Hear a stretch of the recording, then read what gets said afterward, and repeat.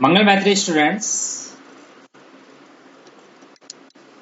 A very good evening to all of you. तो dear students, last lecture में मैंने आपके साथ डिस्कस किया था वाइल लूप, और वाइल लूप के साथ मैंने आपको वाइल लूप के सिंटैक्स के बारे में बताया था कि वाइल लूप में हमारा टेस्ट एक्सप्रेशन होता है, और जब हमारा टेस्ट एक्सप्रेशन ट्रू है तो वाइल लूप की बॉडी एग्जीक्यूट होती है, और जब अगर हमारा टेस्ट एक्सप्रेशन फॉल्स है तो वो हमारा Python interpreter automatically while loop से बाहर आ जाता है, राइट। दैट मीन्स टर्मिनेट कर देता है लूप को। और मैंने आपके साथ एक प्रोग्राम भी डिस्कस किया था वाइल लूप में प्राइम नंबर का, to check any number is prime और not using while loop. I hope आपको समझ में आ गया होगा। तो डियर स्टूडेंट, आज मैं आपके साथ डिस्कस करूंगा लूप का एक अदर पार्ट जिसको हम जानते हैं पाइथन फॉर लूप के नाम से। That means today I will discuss for loop, how it is used in Python language. The for loop in Python is used to iterate sequence, list, tuple, string or other iterable objects. Dear students, आप syntax देखिए, syntax आपको बहुत अच्छे से clear होगा। For element in sequence, body of for. What is the meaning of this syntax? यहाँ पर इस सिंटैक्स का मतलब क्या है, ये एलिमेंट क्या है, right. Here element is the variable. यहां पर ये जो आप एलिमेंट देख रहे हैं ये एक वेरिएबल है, और ये यूजर डिफाइंड वेरिएबल है। आप इसका नाम कुछ भी ले सकते हैं। आप इस एलिमेंट की जगह आई लिख सकते हैं, आप इस एलिमेंट की जगह एम लिख सकते हैं, एन लिख सकते हैं, ई एल ई एम लिख सकते हैं। What ever you want you can declare it by your own self. Okay, तो ये एलिमेंट एक वेरिएबल है that takes the value of the item inside the sequence on each iteration. Loop continue until we reach the last item in the sequence. Dear student, ये जो sequence है ये आपका list भी हो सकता है, या आपका टपल भी हो सकता है, या आपका डिक्शनरी भी हो सकता है, राइट। जनरली लिस्ट या टपल ही होते हैं, राइट। तो ये जो एलिमेंट है ये आपके सीक्वेंस में से, सीक्वेंस मींस लिस्ट भी हो सकता है, आपका टपल भी हो सकता है, तो उसमें से आपका एक एक आइटम लेगा और body of for loop execute करेगा, और एक एक आइटम को लेने के बाद ये आपकी body of for loop execute करेगा, और ये प्रोसेस तब तक चलता रहेगा जब तक कि आपकी लिस्ट का सीक्वेंस कंप्लीट ना हो जाए। दैट मीन्स जब तक कि आपके सीक्वेंस के सारे आइटम एक्सिस ना हो जाएं, तब तक आपकी बॉडी ऑफ फॉर लूप जो है एग्जीक्यूट होगी। तो डियर स्टूडेंट, मैंने आपको बताया जो एलिमेंट है ये आपका यूजर डिफाइन है, इसे आप कुछ भी ले सकते हैं। ये एक यूजर डिफाइंड वेरिएबल है। ये क्या करता है, ये वैल्यू को लेता है, कहां से लेता है, सीक्वेंस में से, 1 by 1 सीक्वेंस में से लेता है। ऑन ईच आइटरेशन ये वैल्यू लेता है सीक्वेंस में से। सीक्वेंस आपका क्या हो सकता है, आपका लिस्ट भी हो सकता है, आपका टपल भी हो सकता है, आपका और अदर कोई सीक्वेंस हो सकता है, आपका सेट भी हो सकता है, कोई भी आपका सीक्वेंस हो सकता है। सीक्वेंस में से एक एक आइटम एलिमेंट को असाइन होगा और उसी के कॉरेस्पॉन्डिंग आपकी body of for loop execute होगी, और ये प्रोसेस आपका तब तक चलता रहेगा जब तक कि आपके सीक्वेंस के सारे आइटम 1 by 1 एक्सिस ना हो जाए। ये बॉडी ऑफ फॉर लूप तब तक एग्जीक्यूट होगा। दैट मीन्स ये प्रोसेस आपका तब तक चलता रहेगा जब तक कि 1 by 1 आपके सीक्वेंस के सारे आइटम एक्सिस ना हो जाए। हर आइटम जो है आपका सीक्वेंस का वो एलिमेंट को असाइन होगा, उसके बाद आपकी body of for loop execute होगी। इस तरह से आपका ये प्रोसेस कंटिन्यू चलता रहेगा। आई होप आपको समझ में आ रहा होगा। इसी चीज को मैं आपके साथ कंटिन्यू करूंगा एक प्रोग्राम लेके। जैसे आप देख सकते हो मैंने यहां पर एक प्रोग्राम लिया है, find product of all numbers present in A list. एक लिस्ट है मेरे पास, उस लिस्ट के मुझे सभी एलिमेंट के, सभी आइटम्स के, मुझे सभी एलिमेंट्स का प्रोडक्ट निकालना है।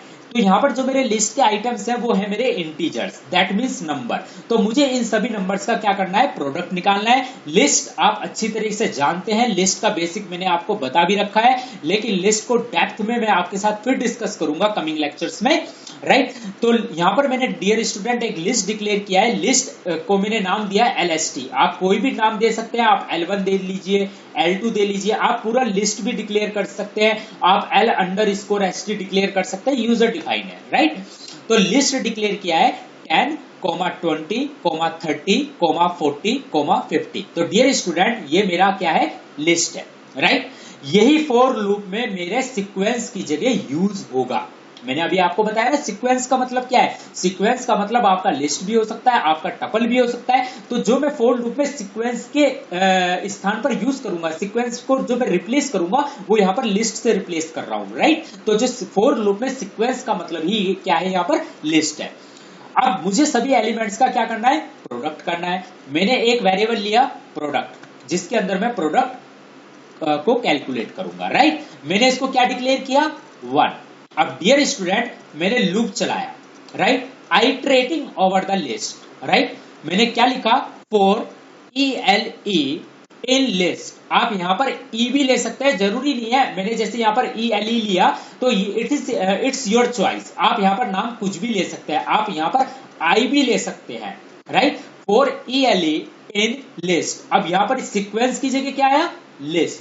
तो लिस्ट से पहला आइटम, आपको पता होगा कि लिस्ट के जो आइटम्स होते हैं वो किससे स्टार्ट होते हैं, 0 इंडेक्स नंबर से स्टार्ट होते हैं। आप देख सकते हो यहां पर मैंने इस चीज को प्रैक्टिकली करके भी दिखा रखा है। यहाँ पर आप देख सकते हैं मेरे एग्जांपल को, जो मैंने आगे दिखाया आपको कि list is equal to 10, 20, 30, 40, 50। Dear student, list items are start with 0 index number. That means 10 item is at 0 index number, 20 is at 1 index number, 30 is at 2 index number, 40 is at 3 index number, 50 is at 4 index number। और dear student मैंने यहां पर product को क्या लिया है, 1। अब आप आगे समझिए इसकी प्रोसेसिंग किस तरीके से हुई है। मैंने लिखा फॉर ELE इन लिस्ट। तो डियर स्टूडेंट लिस्ट में से पहला आइटम किसको असाइन होगा, ELE को। तो ELE को क्या गया, 10। आप देख सकते हैं मैंने रिमार्क भी कर रखा है ELE, यहां पर देखिए 10 के ठीक नीचे मैंने ELE को रिमार्क कर रखा है 10। तो सीक्वेंस, यहां पर आपका सीक्वेंस क्या है, लिस्ट। लिस्ट में से पहला आइटम क्या है, 10। That 10 is assign to ELE। Now body of for loop will be executed and the body of for loop is product multiply is equal to ELE, that means product asterisk equal to ELE। what is the meaning of this statement, this statement means product is equal to product multiply ELE। आप देख सकते हैं मैंने आगे लिख भी रखा है कि product multiply is equal to ELE means product is equal to product multiply ELE। Product को 2 बार ना लिखना पड़े इसीलिए हम क्या लिखते हैं, मल्टीप्लाई इक्वल टू लिखते हैं। अब डियर स्टूडेंट लिस्ट में पहला आइटम 10 है, that value of 10 is assign to, that value of 0 index number which is 10 is assign to ELE। Now product is equal to product क्या था, 1 मल्टीप्लाई ELE 10। तो आपके पास प्रोडक्ट की वैल्यू क्या आ गई, 10। अब आपका प्रोडक्ट क्या हो गया है, 10। आपको समझ में आ रहा होगा। अब दोबारा से आइटरेटिंग होगा, दैट मींस ये जो लूप की बॉडी बार बार एग्जीक्यूट हो रही है इसे ही हम बोलते हैं आइटरेशन, आइटरेटिंग, राइट। अब दोबारा से लिस्ट में फर्स्ट इंडेक्स नंबर जो नेक्स्ट आइटम है वो क्या है, 20। That 20 value is assigned to ELE। Again body of for loop will be executed, product is equal to product multiply ELE। product क्या था पहले, 10 multiply 20, how much, 200। now 200 is assigned to product। अब product की value क्या हो गई है, 200। Dear student next iteration होगा लिस्ट में। अब नेक्स्ट आइटम कौन सा है, 30। सेकंड इंडेक्स नंबर पर 30 है, that 30 is assign to ELE। Again product is equal to product multiply ELE। Product पहले क्या था, 200। Now 200 multiply 30, how much, 600। Now product value is 600। और डियर स्टूडेंट ये प्रोसेस आपका तब तक चलता रहेगा जब तक कि आपके सीक्वेंस जब तक कि आपका sequence means list here in this example के सारे एलिमेंट आपके सारे आइटम्स आपके एक्सिस ना हो जाए, तब तक ये प्रोसेस चलता रहेगा, तब तक आपकी body of for loop execute होगा, राइट और जैसे ही आपके आपके सीक्वेंस दैट मींस लिस्ट के सारे आइटम्स आपके एक्सेस हो जाएंगे, Python interpreter automatically comes out from the loop and then your print statement will be perform will be executed by your Python interpreter. तो डियर स्टूडेंट, यहां पर जो ये मैंने आपको प्रैक्टिकल करके जो मैंने आपको ये प्रोग्राम दिखाया है, ये मैंने ऑलरेडी प्रैक्टिकल के फॉर्म में दिखाया है, मैं इसको यहां पर प्रैक्टिकल भी करके दिखा रहा हूं।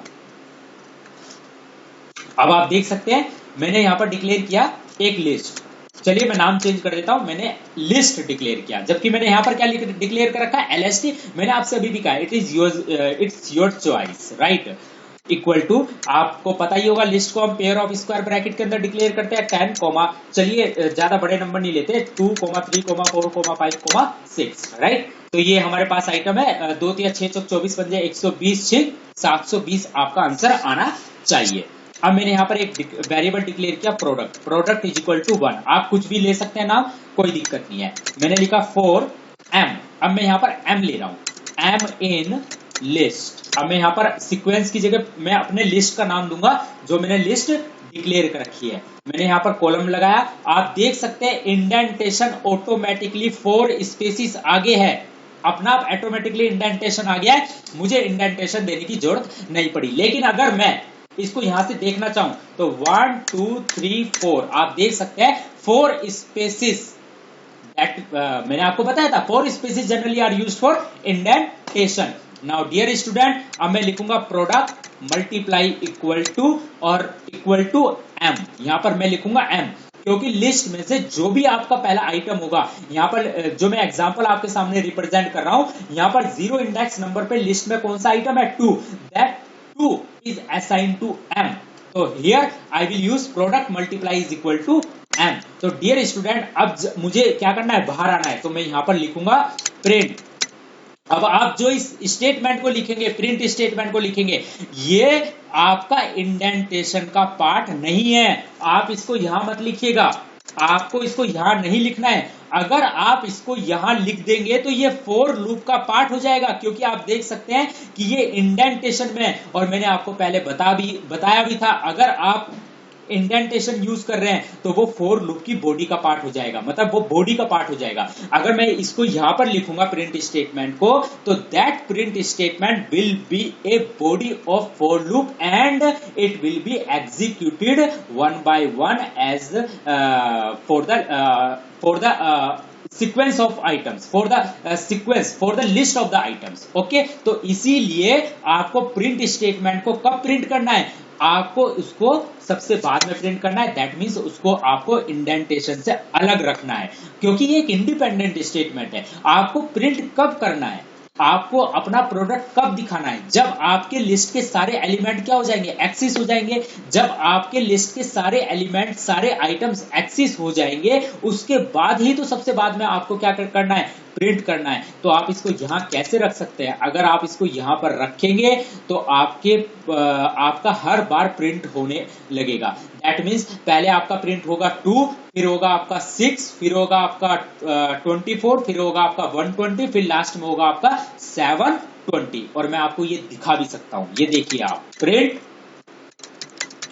प्रोडक्ट इज डबल कोट्स, फिर यहां पर आप लगाएंगे डॉट फॉर्मेट और आपने यहां लिखा प्रोडक्ट। अब डियर स्टूडेंट, अगर अब आप देखेंगे यहां पर, अगर मैं इसको रन करूं तो आप देख सकते हैं 1 minute, product is product,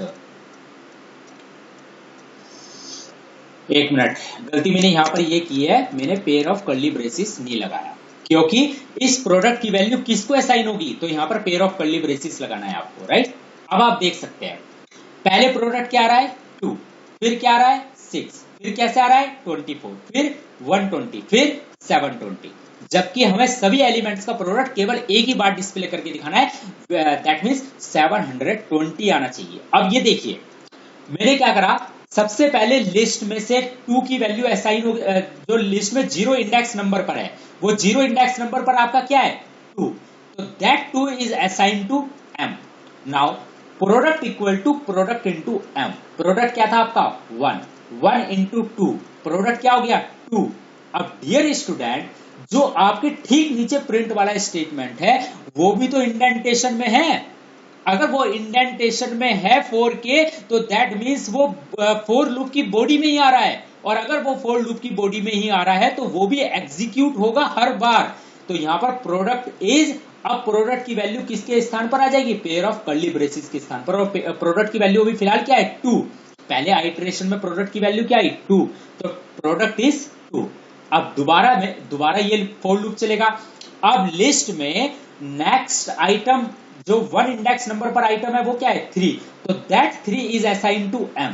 now again body of for loop will be executed and in for loop body there are 2 statement, there are 2 statement because they are in indented form, they are both in indentation, so they will be executed, they both will be executed, okay।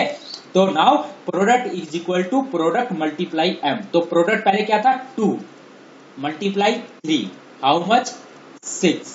now फिर ठीक नीचे print वाला statement भी execute होगा, product is 6। फिर दोबारा अब आपका लिस्ट में नेक्स्ट आपका आइटम कौन सा है 4, that 4 is assign to m। Now product equal to product into m, 6 multiply 4 how much 24, तो प्रोडक्ट के पास क्या चला गया 24। Now product is how much 24, तो इस तरीके से ये 1 बाय 1 एग्जीक्यूट होता रहेगा। लेकिन आप चाहते हो कि मेरा सिर्फ प्रोडक्ट लास्ट में ही डिस्प्ले हो, तो डियर स्टूडेंट आपको ठीक नीचे जो प्रिंट वाला स्टेटमेंट है उसको आपको इंडेंटेशन से हटाना पड़ेगा। ये लीजिए मैंने इसको इंडेंटेशन से हटा दिया। अब अगर मैं इसे रन करूंगा तो आप देखेंगे आपके सामने प्रोडक्ट क्या आ रहा है 720, क्योंकि अब ये प्रिंट जो ये लास्ट में प्रिंट स्टेटमेंट है ये कब एग्जीक्यूट होगा, ये तब एग्जीक्यूट होगा जब आपका फोर लूप, जब आपके लिस्ट के सारे आइटम क्या हो जाएंगे एक्सिस हो जाएंगे, और अब आपके फोर लूप की बॉडी में सिर्फ एक ही आपका स्टेटमेंट है जो एग्जीक्यूट होना है बार बार for each iteration, for each item of the list, और वो आपका स्टेटमेंट कौन सा है product multiply equal to m। That means for loop की बॉडी में अब केवल एक ही स्टेटमेंट बचा है, that statement is product multiply equal to m, और यही स्टेटमेंट आपका लिस्ट के हर आइटम के लिए बार बार एग्जीक्यूट होगा। कब तक, जब तक कि आपके लिस्ट के सारे आइटम एक्सिस ना हो जाए, तब जब आपका लास्ट वाला जो प्रोडक्ट होगा that will be the final product, और जब आपके लिस्ट के सारे एलिमेंट एक्सिस हो जाएंगे तब पाइथन इंटरप्रेटर ऑटोमेटिकली आपके फोर लूप से बाहर आ जाएगा, क्योंकि आपका कोई भी एलिमेंट अब लिस्ट में बचा ही नहीं होगा। तब उसके पास कौन सा स्टेटमेंट को डिस्प्ले करने के लिए रह जाएगा प्रिंट वाला स्टेटमेंट, और वो डिस्प्ले करेगा प्रोडक्ट इज फॉर्मेट प्रोडक्ट, और प्रोडक्ट की value 720 will be assign at the place of curly braces. Dear student ये थोड़ा सा स्टैंडर्ड का लेवल है प्रिंट स्टेटमेंट का, आप इसको ऐसे भी डिस्प्ले करके दिखा सकते हैं product is comma product comma product, आप इसको ऐसे भी डिस्प्ले करके दिखा सकते हैं। जनरली आपकी बुक्स में इसी तरीके से दे रखा है, राइट, तब भी आपका आंसर 720 ही आएगा। आई होप आपको यह कॉन्सेप्ट समझ में आ गया होगा, मैंने आपको बहुत अच्छे तरीके से इस चीज को समझा दिया है, राइट डियर स्टूडेंट। अब मैं आपके साथ डिस्कस करूंगा नेक्स्ट फीचर। फॉर लूप में एक बहुत ही इंपॉर्टेंट कंसेप्ट है जिसका नाम है रेंज फंक्शन। डियर स्टूडेंट इसको भी समझना आपके लिए बहुत ही ज्यादा जरूरी है, राइट। पाइथन की एक बहुत इंपॉर्टेंट फीचर है जो रेंज फंक्शन, राइट। चलिए इसके साथ डिस्कस करते हैं। We can generate a sequence of numbers using range function. That means range is a function in Python which takes an integer number and generate numbers from 0 to 9. For example, here if I take range of 10, so it will generate random number, it will generate numbers from 0 to 9. That means कितने number हो गए? 10 number. तो अगर मैं आपके सामने लेता हूं रेंज 15, तो it will generate the item from 0 to 14. तो range is nothing, range is just a number which generate a sequence of number. मैंने यहां पर एक वर्ड यूज किया, देखिए सीक्वेंस ऑफ नंबर. मैंने यहां पर ये वर्ड यूज नहीं किया रैंडम नंबर. आप इसे रैंडम नंबर मत समझिए, मैंने आपके लिए स्टेटमेंट यूज किया सीक्वेंस ऑफ नंबर, राइट. तो अगर मैं आपके सामने, अगर सपोज मेरे पास रेंज फंक्शन है और मैंने रेंज के अंदर डिक्लेयर किया है 100, तो आपका जो रेंज फंक्शन है वो सीक्वेंस ऑफ नंबर जनरेट करेगा from 0 to 1 less than the past argument which is 99. तो it generate number from 0 to 99. अगर मैंने लिखा रेंज 50, तो it will generate from 0 to 49 sequence number, right. तो 0 to 49 it is a sequence of number, right. 0 1 2 3 4 5 6 7 8. तो इस range function का भी फॉर लूप में बहुत ही ज्यादा इंपॉर्टेंट रोल है डियर स्टूडेंट. मैं आपको इसके बारे में भी बताऊंगा. तो डियर स्टूडेंट, थोड़ा सा आप इसे चीज को समझ लीजिए. This function does not store all the values in the memory. क्या कह रहा है कि जैसे सपोज मैंने डिक्लेयर किया रेंज ऑफ 100, तो इसका मतलब है कि इसे ये कौन कौन से नंबर जनरेट करेगा 0 से लेकर 99 तक. तो ये सारे के सारे नंबर 0 से लेकर 99 तक जो भी नंबर जनरेट हुए हैं, तो ये जो रेंज फंक्शन है इन सभी नंबर को मेमोरी में स्टोर नहीं करता है. This function does not store all the values in memory, it would be inefficient, so it remembers the. ये क्या याद रखता है? ये स्टार्ट याद रखता है, ये स्टॉप याद रखता है, ये और साइज याद, स्टार्ट याद रखता है, ये stop and step size and generate the next number on the go. Dear student, ये स्टेटमेंट बहुत ही ज्यादा इंपॉर्टेंट है और मैं इसके बारे में अब आपको बताने जा रहा हूं. देखिए, मैंने अभी आपसे कहा कि मेरे पास एक रेंज फंक्शन है. मैंने रेंज के अंदर एक जो भी मैं आर्ग्यूमेंट पास करूंगा, तो रेंज फंक्शन मेरा सीक्वेंस ऑफ नंबर जनरेट करेगा, राइट. रेंज फंक्शन क्या जनरेट करेगा? Sequence of number. सपोज मैंने पास किया रेंज ऑफ 50, तो रेंज फंक्शन जनरेट करेगा sequence of number from 0 to 49. अब ये 0 to 49 ये मेमोरी में क्या स्टोर होंगे? किस तरीके से ये मेमोरी में स्टोर होंगे? ये मेमोरी में स्टोर नहीं होंगे, राइट. ये मेमोरी में स्टोर नहीं होंगे, ये इनएफिशिएंट है. बिकॉज रेंज फंक्शन अगर ये मेमोरी में स्टोर नहीं हो रहे हैं, तो फिर रेंज फंक्शन इनको किस तरीके से एक्सेस करेगा? मतलब ऐसा क्या मेथड प्रोवाइड कराएगा कि ये अपने आप को एक्सेस करने लग जाए? क्योंकि ये सीक्वेंस ऑफ नंबर है, 0 है, फिर 1 है, फिर 2 है, ये किस ऑर्डर में जनरेट हो रहे हैं? तो रेंज फंक्शन ऑटोमेटिकली अपने साथ 3 आर्ग्यूमेंट लेकर चलता है. पहला स्टार्ट, पहला पैरामीटर होता है स्टार्ट, कि मुझे 0 से स्टार्ट करना है. फिर दूसरा parameter stop, it remembers automatically कि मुझे कहां पर स्टॉप करना है, एक कम 49. और तीसरा पैरामीटर होता है स्टेप साइज, कि मुझे कितने स्टेप पर जनरेट करना है. जैसे मैंने आपको लिखा रेंज ऑफ 50, तो रेंज ऑफ 50, तो यहां पर बाय डिफॉल्ट स्टार्ट की वैल्यू क्या है? 0, कि इसे कहां से स्टार्ट करना है? 0 से. बाय डिफॉल्ट यहां पर स्टॉप की वैल्यू क्या है? 49. और चूंकि ये एक एक नंबर जनरेट कर रहा है, जैसे 0 और 1, फिर 2, फिर 3, तो यहां पर स्टेप साइज क्या है? 1. क्या है स्टेप साइज? 1. जैसे डियर स्टूडेंट, आप यहां पर एक एग्जाम्पल देख सकते हैं. क्या एग्जाम्पल देख सकते हैं? ये वाला एग्जाम्पल देख सकते हैं, जिसमें मैंने 0 से लेकर 9 तक मुझे नंबर डिस्प्ले करने हैं by using range function. By using range function. अब मुझे 0 से लेकर 9 तक नंबर डिस्प्ले करने हैं बाय यूजिंग रेंज फंक्शन. तो रेंज फंक्शन के अंदर मैं क्या पास कराऊंगा? आप कहोगे सर 10, क्योंकि तभी तो 0 से लेकर 9 तक नंबर जनरेट होंगे. ओके, तो मैं क्या पास कराऊंगा? 10. ओके, अगर मुझे 0 से लेकर 10 तक नंबर डिस्प्ले करने होते तो मैं रेंज फंक्शन के अंदर क्या पास कराता? आप कहोगे सर 11, क्योंकि तभी तो 0 से लेकर 10 तक नंबर जनरेट होंगे। Okay okay, now dear student, अब आपको याद रखना है, देखिए ये रेंज फंक्शन आपने रेंज फंक्शन के अंदर पास किया 10, तो रेंज फंक्शन ऑटोमेटिकली 3 पैरामीटर अपने आप में मेमोराइज करता है। पहला स्टार्ट, कि मुझे कहां से स्टार्ट करना है, 0 से। दूसरा स्टॉप, कहां पर स्टॉप करना है, 9 पर। और तीसरा पैरामीटर स्टेप साइज क्या है। तो अब जैसे यहां पर रेंज ऑफ 10 है, तो by default Python interpreter automatically internally consider start is equal to 0, stop is equal to 9 and step size is equal to 1।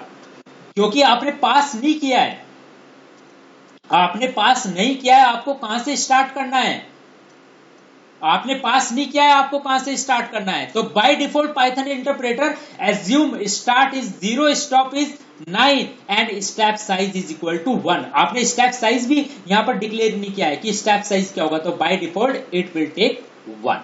तो अब डियर स्टूडेंट क्या होगा, फॉर आई इन रेंज 10, तो सबसे पहले आपकी 0 स्टार्ट क्या है, 0, तो 0 असाइन होगा क्या, आई को।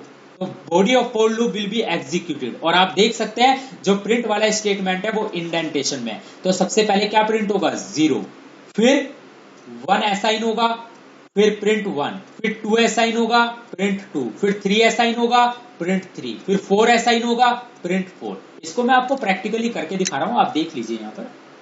For I in range of 20, लीजिए मैं 20 कर लेता हूं। ओके, फॉर लूप के बाद मैंने एक कोलन लगाया। अब आप देख सकते हैं प्रिंट आई।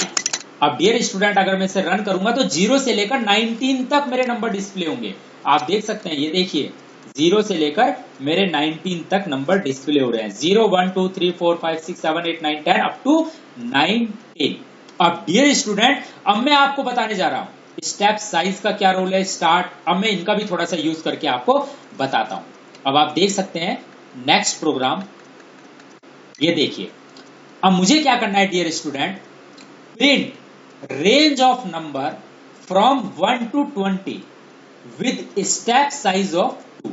मतलब मुझे 1 से लेकर 20 तक के नंबर डिस्प्ले करने हैं, लेकिन स्टेप साइज क्या है मेरा, 2। अब 1 से लेकर, तो यहां पर अब मेरा स्टार्ट क्या है, 1। मतलब मैं अब यहां पर ऑटोमेटिकली स्टार्ट की जगह मैंने क्या दिया, 1, स्टॉप की जगह मैंने क्या दिया, 20, क्योंकि उसने 1 से 20 तक का है, तो मतलब 20 मेरा स्टॉप हो गया। अगर मैं रेंज फंक्शन का यूज कर रहा हूं तो 20 मेरा स्टॉप हो गया, राइट। और स्टेप साइज मैंने क्या दिया, 2। इसका मतलब है कि अगर मैं स्टार्ट 1 से कर रहा हूं तो स्टेप साइज 2 का मतलब है कि 1 के बाद मेरा नेक्स्ट नंबर क्या जनरेट होगा, 2 स्टेप्स आगे, दैट मीन्स 3।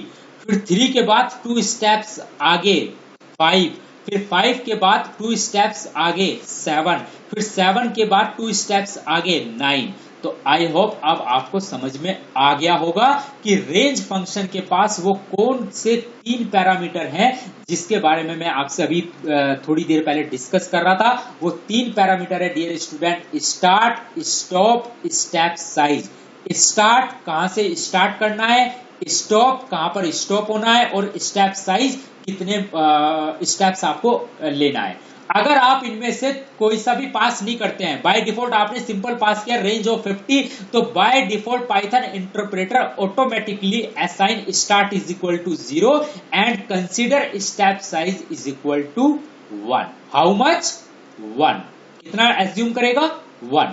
लेकिन अगर आप एक्सप्लिसिटली डिफाइन कर देते हैं तब उसे यूजर की रिक्वायरमेंट के अकॉर्डिंग ही वर्क करना पड़ेगा। आई होप आपको समझ में आ गया होगा।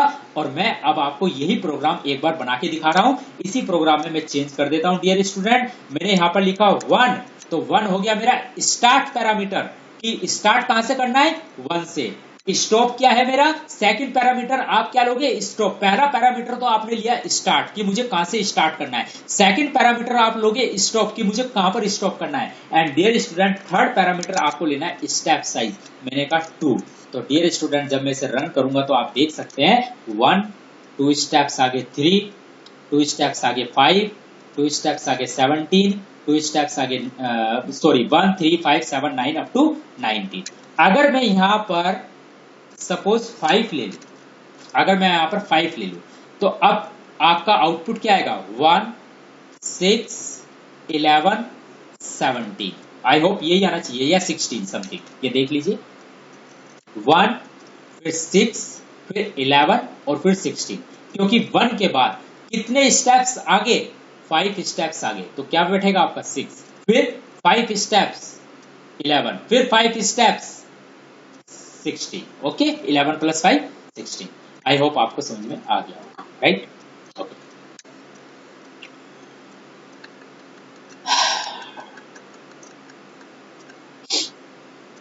तो अब आप यहां देख सकते हैं, मैंने इस चीज को दिखा भी रखा है कि पहला पैरामीटर जो रेंज फंक्शन है मेरा, उस रेंज फंक्शन में जो मेरा पहला पैरामीटर है वो क्या है? Start. Second parameter and third parameter step size, कि आपको कितने स्टेप साइज लेने हैं।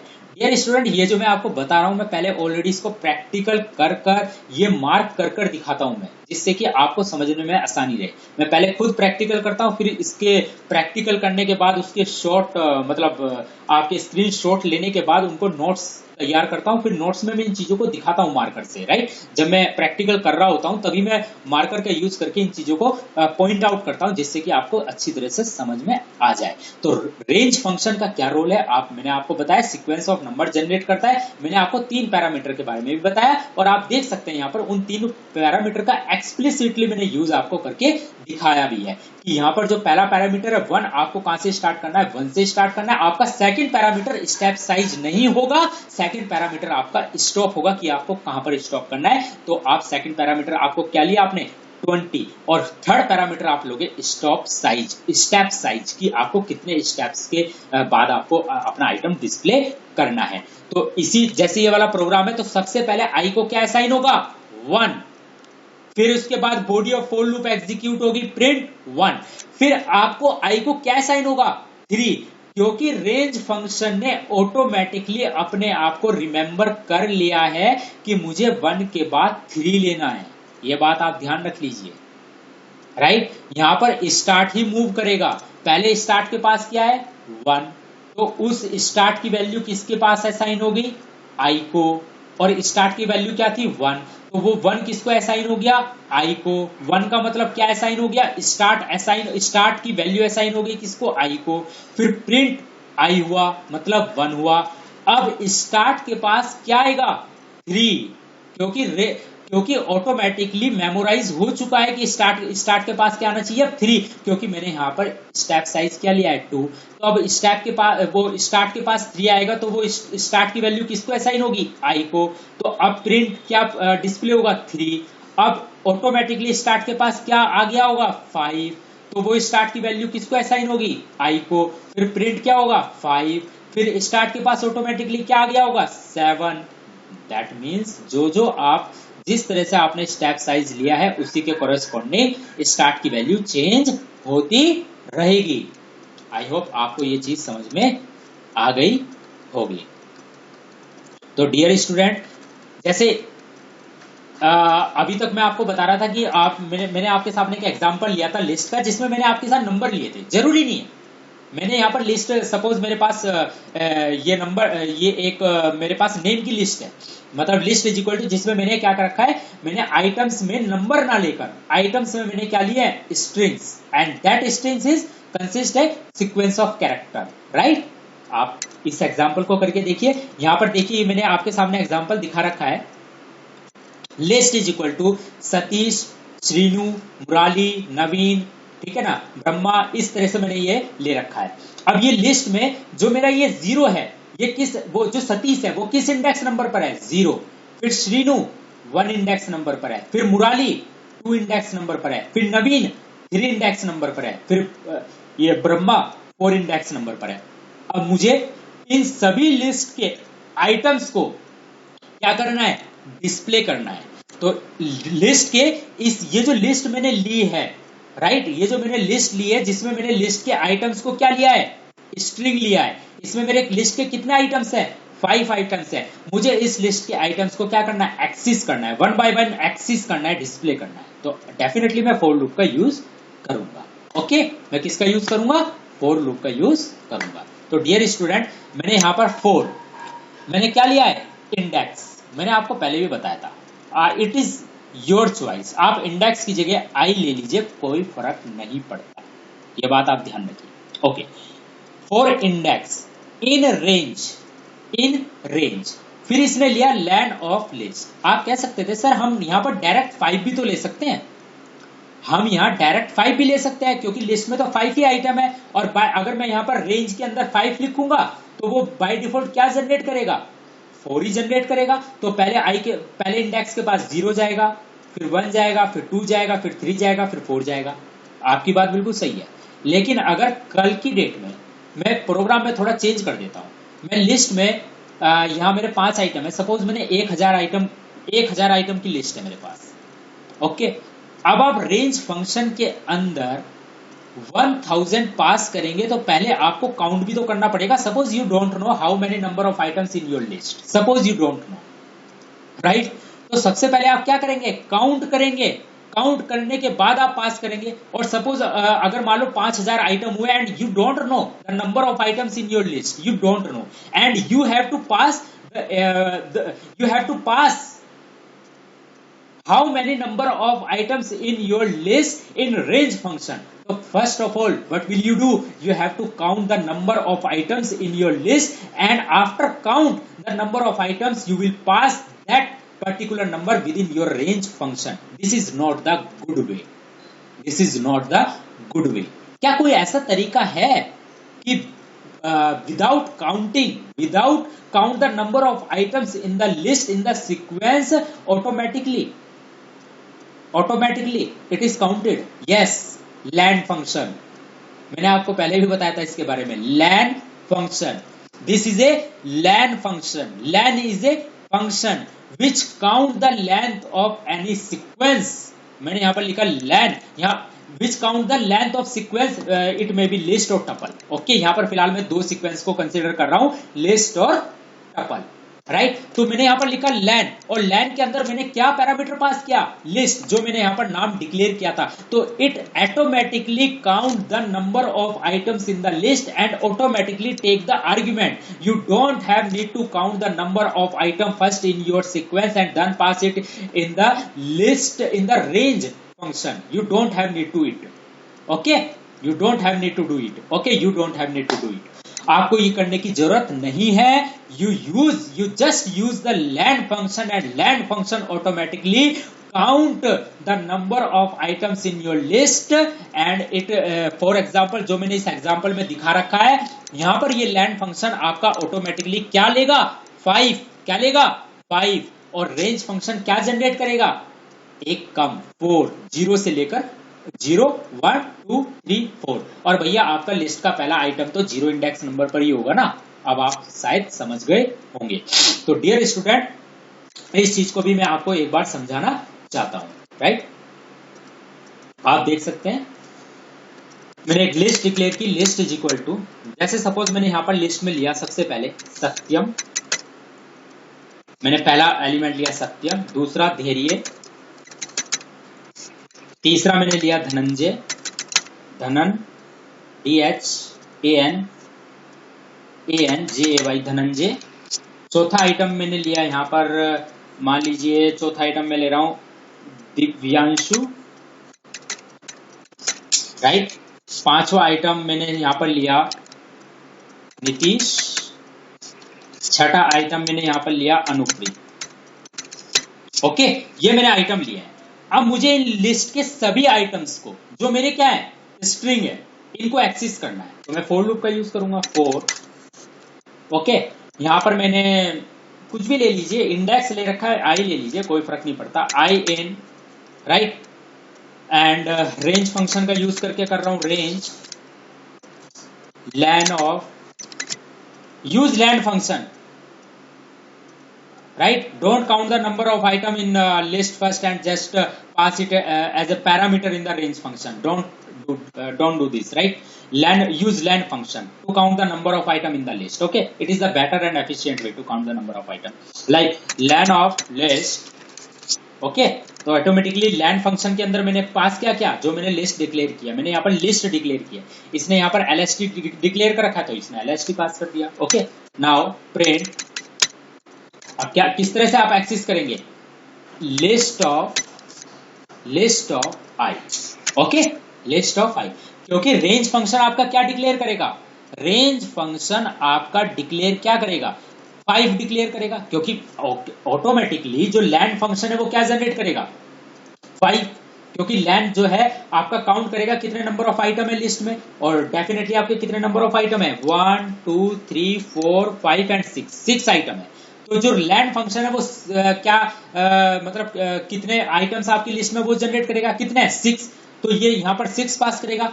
अब जो रेंज फंक्शन है तो ये क्या बन गया? Range of 6. तो रेंज फंक्शन कहां से कहां तक नंबर जनरेट करेगा? 0 से लेकर 5 तक. 0 1 2 3 4 एंड 5. तो सबसे पहले स्टार्ट के पास क्या है? 0. स्टेप साइज के पास क्या है? 1. स्टॉप के पास क्या है? 5.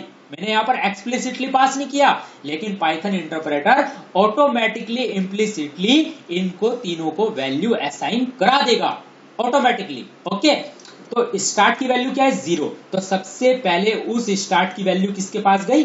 आई के पास. तो प्रिंट लिस्ट ऑफ आई. मैंने बताया था कि लिस्ट के किसी भी एलिमेंट को अगर आपको एक्सेस करना है तो एक्सेस करने के लिए, लिस्ट के किसी भी एलिमेंट को एक्सेस करने के लिए क्या यूज करेंगे आप? Pair of square bracket, right? Pair of square bracket with following the name of the list. Okay, and pass the index number. तो यहां पर आई मैंने यूज किया है. तो print list of I pair of square bracket के अंदर. तो आई के पास क्या है? 0. तो सबसे पहले क्या प्रिंट करेगा? ये सत्यम. अब स्टार्ट की वैल्यू ऑटोमेटिकली क्या हो जाएगी? 1. वो स्टार्ट की वैल्यू किसको असाइन होगी? आई को. आई को क्या असाइन हुआ? 1. Now list of 1 index number पे क्या है? धैर्य. तो धैर्य प्रिंट होगा. फिर उसके बाद स्टार्ट की वैल्यू क्या हो जाएगी? 2. वो 2 किसको असाइन होगा? आई को. फिर print list of 2. List of 2 पे क्या है? 0 पे सत्यम है, 1 पर धैर्य, 2 पे धनंजय. और इस तरीके से ये आपका प्रोग्राम चलता रहेगा. डियर स्टूडेंट, आप देख सकते हैं इसका output Satyam, Dhairya, Dhananjay, Divyanshu, Nitish and Anupreet. Okay, समझ में आ गया dear student? Now for loop with else. जैसे मैंने आपको बताया था ना, while loop with else. Excuse me. ऐसे ही फॉर लूप विद एल्स है. इसका मतलब क्या है? देखिए, इसका मतलब क्या है? जैसे लिस्ट के मैंने सभी आइटम को एक्सेस किया, सारे मेरे आइटम एक्सेस हो गए. मैं चाहता हूं कि जब मेरे लिस्ट में कोई भी आइटम ना बचे तो मेरा एक मैसेज डिस्प्ले हो जाना चाहिए, no item found in the list, या सीक्वेंस जो भी हो, लिस्ट हो, टपल हो. जैसे मैंने व्हाइल लूप के केस में किया था, तो मेरे लिस्ट के सारे एलिमेंट एक्सेस हो गए, और सारे एलिमेंट एक्सेस होने के बाद पाइथन का इंटरप्रेटर ऑटोमेटिकली आपके फॉर लूप से बाहर आ जाएगा. भैया, जब आपके लिस्ट के सारे एलिमेंट्स को आप डिस्प्ले कर लोगे तब आपके पास कुछ भी नहीं बचेगा. जैसे यहां पर जब आई की वैल्यू 5 हो जाएगी, जब आई की वैल्यू 5 हो जाएगी तो ये क्या डिस्प्ले करेगा? Print list of 5. और लिस्ट ऑफ 5 पे क्या है? अनुप्रीत. देख लीजिए, 0 पे सत्यम है, 1 पर धैर्य है, धनंजय 2 पर है, दिव्यांशु 3 पर है, नीतीश 4 पर है, अनुप्रीत 5 इंडेक्स नंबर पर है. और जैसी आई की वैल्यू 6 होगी तो ये ऑटोमेटिकली बाहर आ जाएगा. अब आई की वैल्यू 6 होने का मतलब है no item found in the list, कि कोई आइटम है ही नहीं लिस्ट में. लेकिन मैं इसे चाहता हूं मैसेज की फॉर्म में डिस्प्ले करना, तो मुझे यहां पर यूज करना पड़ेगा फॉर लूप के साथ एल्स स्टेटमेंट का. कैसे? आप देख सकते हैं डियर स्टूडेंट, जैसे मैंने आपको व्हाइल लूप के केस में समझाया था, ऐसे ही यहां पर जैसे आप यहां देख सकते हैं, मैंने यहां पर एक लिस्ट डिक्लेयर किया, नंबर इज इक्वल टू 1, 2, 3. मैंने क्या करा है? इस लिस्ट के सभी एलिमेंट को एक्सेस किया. सबसे पहले मैंने यहां पर लिखा 4 item. It is user defined. आप आई ले लीजिए, एम ले लीजिए, राइट? इन नंबर्स. तो इन नंबर्स, राइट? अब नंबर्स, तो इसका मतलब सबसे पहले नंबर्स कौन से इंडेक्स नंबर पर है? नंबर्स का मतलब है कि क्या? मतलब 0, 1, 2. तो सबसे पहले ये आइटम के पास क्या जाएगा? आइटम के पास पहले जाएगा 1. तो प्रिंट क्या डिस्प्ले होगा? 1. फिर नंबर से क्या जाएगा, फिर 1 इंडेक्स नंबर पे क्या है 2, तो आइटम के पास क्या जाएगा 2, फिर 2 की वैल्यू डिस्प्ले होगी, फिर 3 की वैल्यू डिस्प्ले होगी। अब जब नंबर्स लिस्ट के सारे आइटम्स एक्सिस हो गए, जैसे ये मैंने यहाँ पर नंबर लिस्ट ले रखी है, जब इसके सारे आइटम एक्सिस हो जाएंगे तो आपके पास क्या कोई आइटम बचेगा। तब इस केस में मैं चाहता हूं कि मेरा एक मैसेज डिस्प्ले हो, यूजर को दिखाने के लिए, just show the user that no items left in the list in the sequence, you have access all the items of the sequence here list of, okay. तो जैसे मेरे लिस्ट के सारे आइटम्स, जैसे मेरे यहाँ पर जो नंबर मैंने लिस्ट डिक्लेयर की है, इसके सारे आइटम्स एक्सिस हो जाएंगे, तो एक्सिस हो जाने के बाद मेरा ये एल्स वाला स्टेटमेंट एग्जीक्यूट होगा, no item left in the list. Okay dear student, चलिए मैं इसको यहाँ पर करके दिखा देता हूँ, कोई दिक्कत नहीं है। यही वाला जो मैंने प्रोग्राम लिया है, यहाँ पर मुझे इसे यहाँ पर इंडेंटेशन से बाहर करना पड़ेगा, ये ध्यान रखिएगा, एल्स, और ये बिल्कुल इंडेंटेशन में आएगा, print sorry all element are axis, all element have axis।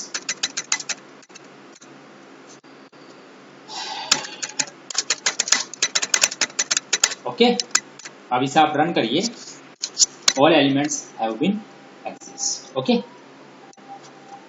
Sorry ये एरर दे रहा है, अब रन करिए इसे।